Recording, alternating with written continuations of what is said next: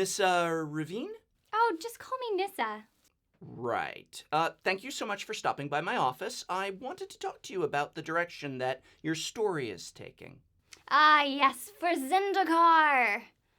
Yeah, well, that's actually what I wanted to talk to you about. I've noticed some rather dramatic changes, revisions really, to your character, and I thought that maybe we could have a little chat about where it is you're headed in the story. Professor, I am in tune with Zendikar.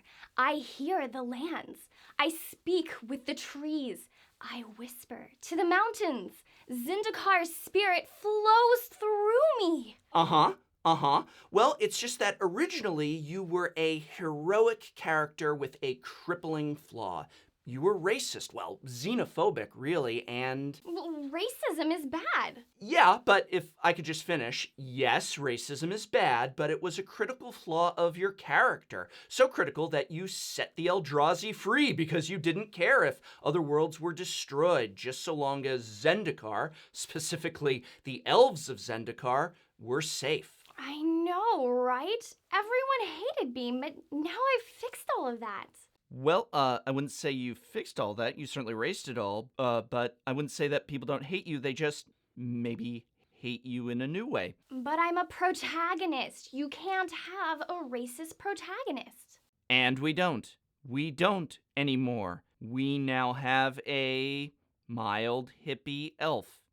I'm a friend to all living things. Yay. Racism is bad. Yes, really bad, but it gave your character depth and complexity. You were a bigot being brought low by her bigotry, and your story was starting to evolve into a journey to redeem yourself. Really bad. I just feel that if you had worked with your flaws instead of erasing them, you might have developed into something really engaging. A flawed character seeking to atone for her hatred, admitting her mistakes, and fighting to fix them. Now that's someone that I would like to read about. But now, what's your character's conflict? Where's your struggle? There's no room for an arc when you're, well, shallow. Hey, I can have an arc. Like last chapter. I thought I had lost my connection to Ashaya, the spirit elemental of Zendikar, but then I realized Ashaya hadn't left at all. She was inside me all along. Yes, all I had to do to overcome my obstacle was believe in myself. Hell of an obstacle there, by the way, but it's just that that's kind of exactly what happened to you in the chapter before that. Ashaya? Where are you?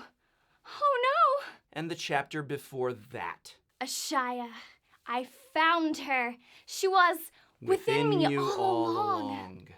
Okay, why don't we examine a specific section of your revisions? Originally, you planeswalked to Lorwyn, where you experimented with black mana, your hatred and racism fueling this selfish magic. It wasn't your best moment, but we all experiment with dark magic at one point or another. But now that you're no longer racist, there was no connection to your travel to Lorwyn, so you just went there, stayed for a minute, and then left. Hey, I was on Lorwyn for more than a minute. How long were you on Lorwyn for? 36 minutes. 36 minutes! And then you left for Zendikar. back home to Zendikar, the entirety of the multiverse, your first planeswalk, and you're gone for half an hour. I learned much in my travels. Yeah, hell of an arc you've got going there. I can go back to Lorwyn. I can have an adventure with that tree I saw. I can call the story Nissa's Tree.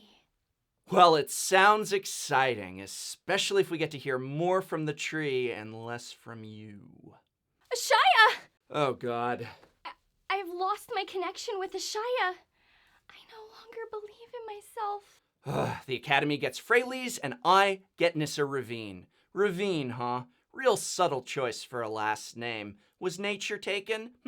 Nissa Nature? When Nissa Nature, the tree lover, comes into play, put a heart counter on each forest you control? You can't control the forest. Its essence runs through you.